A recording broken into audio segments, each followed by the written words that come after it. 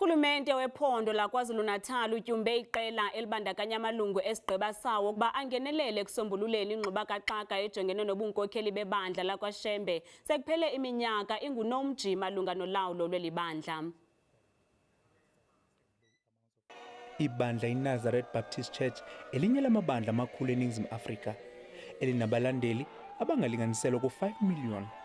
Sekuphele iminyaka eyisishagalolunye kunombango wokuhola ibandla phakathi kwezinhlangothi ezimbili. Kamuva nje iSupreme Court of Appeal ikhiphe isinqumo esithi umholi waseThembezinhle nguye okumele ahole ibandla. Lokhu sekubhebhethekise ukungezwani kumalungu aleli bandla. Uhulumeni waKwaZulu-Natal uthi uyangenelela.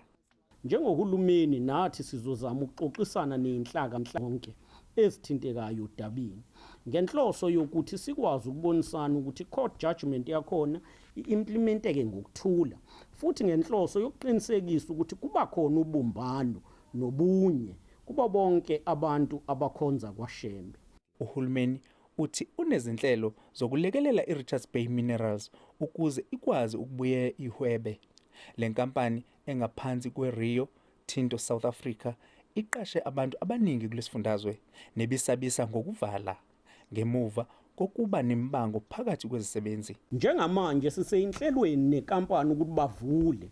Silindele ukuthi bangavula nanoma yinini ngesikhathi aba-announce ukuthi sebe-ready ukuvula. Sizokwazi ukubalekelela ngamaphoyisa azobe ethatha abantu kumbe escorta imoto zaka-RBM ehambisa abasebenzi beya ngaphakathi emsebenzini noma sebephuma.